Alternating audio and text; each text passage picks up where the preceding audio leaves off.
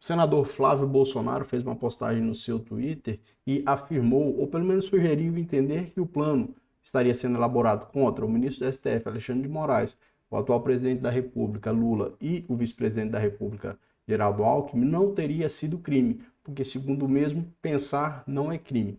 Quais são as consequências e impactos dessa fala? Será que a expressão utilizada por ele é verdadeira? Será que ela se coaduna com a legislação? Eu vou mostrar para você a frase dita por ele, vou mostrar algum posicionamento do STJ e a legislação penal e a gente vai conseguir concluir aqui com base na legislação e no ordenamento jurídico brasileiro se o que o senador Flávio Bolsonaro falou tem alguma possibilidade de ser verdade em tese teórica, beleza? Primeiro vamos aqui na fala ou no escrito, né, que o senador fez lá no Twitter. Deixa eu aumentar um pouco a tela aqui para você ler comigo. Vamos ler. Então esse aqui é o Twitter do senador Flávio Bolsonaro, abre aspas. Quer dizer que, segundo a imprensa, um grupo de 5 pessoas tinha um plano para matar autoridades e na sequência eles criaram um gabinete de crise integrado por eles mesmos para dar ordens ao Brasil e todos cumpririam. Por mais que seja repugnante pensar, e aqui entra a fala dele, né? Por mais que seja repugnante pensar em matar alguém, isso não é crime. E para haver uma tentativa é preciso que sua execução seja interrompida por alguma situação alheia à vontade dos agentes, o que não parece ter ocorrido. Na sequência ele diz, sou autor do projeto de lei 2109 de 2023, que criminaliza ato preparatório de crime que implique lesão ou morte de 3 ou mais pessoas, pois hoje isso simplesmente não é crime. Decisões judiciais sem amparo legal são repugnantes e antidemocráticas. E aí as pessoas fazem uma discussão. Mas, bom, a fala diz respeito à operação realizada pela Polícia Federal, inclusive nós já falamos aqui no canal sobre ela, e que teve como alvos ali integrantes da Polícia Federal, do Exército Brasileiro, inclusive um general da reserva, e foram presos porque teriam tramado um plano para que fosse cometido um homicídio contra o presidente na época eleito, Lula, e o vice-presidente eleito, e o ministro do STF, Alexandre de Moraes. Pois bem, a gente precisa separar as coisas e conseguir compreender como é que o ordenamento jurídico brasileiro trata disso, como que a legislação penal trata disso. Eu vou te mostrar a legislação penal, tanto o Código Penal quanto a legislação penal extravagante.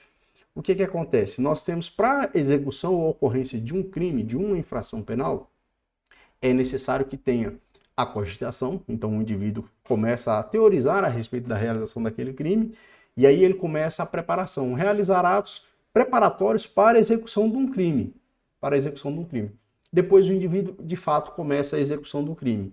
A nossa legislação, de uma forma geral, ela passa a punir somente a partir do momento da execução. Então, se você pensou num crime, se você pensou no cometimento de qualquer infração penal, de certa forma, isso evidentemente não é crime. Não é crime porque não encontra amparo na legislação. E aí eu trago até uma discussão sobre a liberdade, rapidinho para você, presta atenção.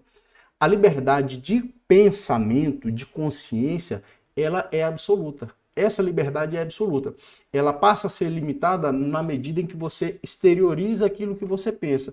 Então, se você começar a falar aquilo que você pensa, se você escrever, aí você pode ou cometer uma infração penal ou entrar no campo dos atos preparatórios, a preparação para a realização de uma infração penal. Mas, de uma forma geral, a cogitação está no campo mental e a cogitação não é punida pelo direito penal, beleza? Pelo direito penal, portanto, a liberdade de pensamento, de consciência, ela é absoluta, ela não encontra restrição no nosso ordenamento jurídico. A única limitação à liberdade de consciência é você mesmo, né? No campo moral, então, você pensar. Pois bem, o que acontece? Em se tratando desse fato que ensejou essa operação na Polícia Federal, nós temos que observar o seguinte: conforme as notícias que foram ventiladas, não se trata de um crime de homicídio, então não se trata de uma investigação de um crime de homicídio. Na verdade, a investigação diz respeito àqueles crimes do artigo 288 do Código Penal, que seria o crime de associação criminosa, o crime do 359-L, que seria a tentativa de abolição do Estado Democrático de Direito, ou restrição dos poderes, nesse sentido, e também o crime de organização criminosa, que está previsto lá na Lei 2.850, no seu artigo 2º, que é promover, constituir, financiar ou integrar a organização criminosa. E o que acontece? Essas infrações penais têm um momento de consumação diferente do crime de homicídio. Então, quando se afirma, ora, pensar em um crime não é crime, isso está correto. Ocorre que o objeto da investigação, ao que parece, conforme as notícias que são veiculadas e conforme os fatos que são noticiados, nos sugere isso de fato. Sugere que a investigação não tem por objetivo um homicídio que poderia acontecer, mas a organização criminosa que tinha por objetivo o cometimento de várias infrações penais diferentes.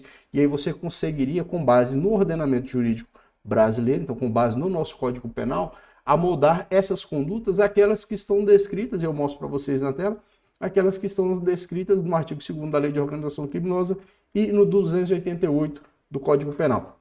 Agora você pode me perguntar, Flaviano, tá, a justiça brasileira, como é que ela decide isso? Porque existe uma expectativa jurídica, né? Essa expectativa jurídica parte da segurança jurídica. Então nós temos, apesar de ter no nosso direito brasileiro um sistema civil law, que é um sistema mais legalista, com base na lei, nós temos também a formação de alguns precedentes judiciais e que sugerem uma expectativa de direito. Então você passa a saber mais ou menos como é que a justiça vai decidir diante de determinados casos. Isso no ambiente de normalidade, evidentemente. O que é que acontece? Como em se tratando do crime de homicídio, esse tipo de crime normalmente é julgado por um juízo comum, porque só vai ser julgado por um tribunal ou por um tribunal superior se houver uma autoridade com foro. Na maioria das vezes não tem. Na maioria das vezes um crime de homicídio é julgado pelo tribunal do júri, lá na vara do júri comum. Então é um juízo comum de primeiro grau. A maioria das pessoas que acabam sendo processadas por crime de homicídio estão nesse patamar, estão submetidas ao juízo comum, conforme a Constituição. Então você dificilmente vai ter uma manifestação dos tribunais superiores, por exemplo, do STJ ou do STF, porque lá não se analisa fato. A análise, tanto no STF quanto no STJ, seria uma análise mais de direito, portanto não se analisa fato. Se não se analisa fato, dificilmente nós vamos encontrar manifestação a respeito dos fatos, de como os fatos aconteceram, porque os fatos são apurados pelo juiz ou pelo Tribunal de Justiça ou Tribunal Regional Federal respectivo. Mas eu achei essa decisão, que foi publicada aqui no STJ, e ela dá um norte daquilo que a maioria da doutrina já estabelece. Importante lembrar isso aqui, essa parte que o senador escreveu aqui, isso aqui é importante, seria importante mesmo alguma legislação que de alguma forma criminalizasse atos preparatórios ou que avançasse nesse sentido. Claro, isso poderia abrir um leque de punição muito grande no Brasil para muitas outras situações. Só que seria importante pelo menos debater isso aí. Isso é só uma opinião a respeito do debate de uma ampliação da execução, porque a execução hoje, no nosso Código Penal, ela é ventilada aqui pelo artigo 14, que trata da tentativa. Então o crime é tentado, olha aqui, o crime é tentado quando inicia-se a execução. Uma vez que se inicia a execução, ele pode ser tentado ou consumado. Se ele não se consumar por circunstâncias alheias à vontade do agente, aí vai ficar somente no crime tentado. Mas se consumar, aí beleza, é o crime perfeito, o crime concluído, na verdade, né? O crime perfeito é aquele concluído. O que acontece?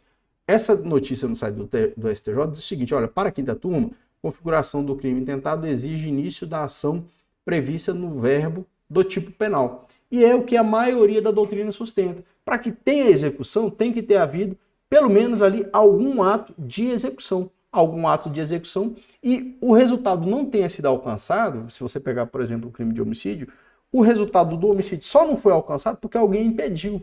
Então, vamos exemplificar aqui. Você fala, cara, hoje eu vou cometer um crime de homicídio, vou lá e vou matar uma pessoa. Você sai de casa, pega uma arma fria e você vai até aquela pessoa.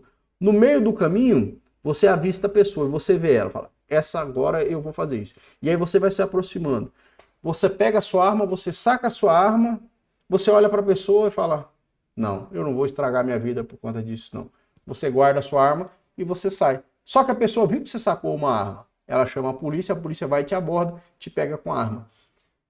Com base nesse fato que eu narrei, então com base nesse exemplo que eu narrei, ali não houve uma tentativa de homicídio. Ali você vai ter um crime de porte de arma de fogo de uso restrito, na verdade de uso não permitido, porque é uma arma fria, que pode ser restrito ou não, mas você não vai responder pela tentativa de homicídio no direito brasileiro, porque você não iniciou nenhum ato de execução, você estava num ambiente de preparação.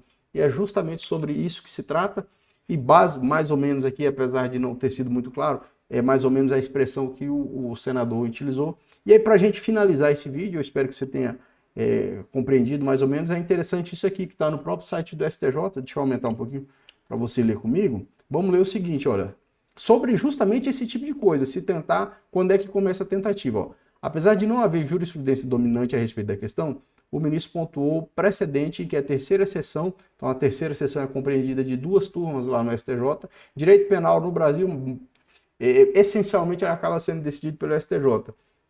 Analisou o caso de 2 pessoas que foram presas armadas em frente a uma agente dos Correios e confessaram a intenção de cometer um assalto. Então aqui, quer dizer, estavam cogitando, estavam no campo mental e eles já estavam preparando. Depois de terem observado o ponto por alguns dias para saber o horário dos malotes de uma instituição financeira. Por não reconhecer a tentativa de roubo à agência da empresa pública, a seção afastou a competência da Justiça Federal.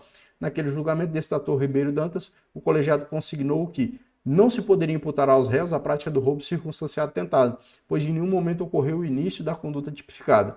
Ou seja, aqui o STJ disse o seguinte, que a teoria dominante que prevalece hoje no Brasil é o seguinte, o cara pegou a arma, o cara falou, eu vou lá meter um assalto. Foi para meter um assalto, chegou lá e ele desistiu, não vai ser crime, porque não teria iniciado os atos de execução. Mais ainda, o cara estava para entrar no banco, para anunciar o assalto, a polícia flagrou e abordou ele. Não vai ser crime de roubo, porque ele ainda não havia iniciado a execução. Basicamente é esse assunto que foi dito pelo senador em relação a essa operação realizada pela Polícia Federal, que teve como alvo esses militares e policial federal, contra esse crime em que se dentro desse plano se teria também a intenção de matar o presidente eleito, o vice-presidente eleito e um ministro do Supremo Tribunal Federal. O que se tem, então, é a apuração de crimes que estão ligados à prática do homicídio. Então, o homicídio é mais um daqueles crimes que entram dentro da associação ou da organização criminosa, mas não, de fato, o objeto da investigação.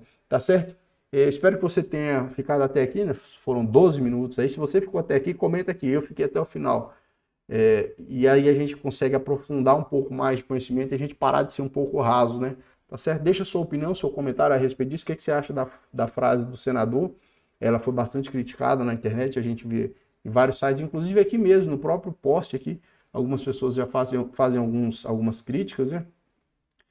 Aqui vem apoio também, né? Aqui já seguem há muito tempo, a Carla Zambelli fala, e pior é quererem ver a montagem de cortina de fumaça para tentar ligar isso ao nosso presidente. Bom, inclusive vou discutir isso aqui também, se isso pode resbalar ou não no ex-presidente Jair Bolsonaro. Tá certo? Deixa o seu like, até o próximo vídeo. Valeu!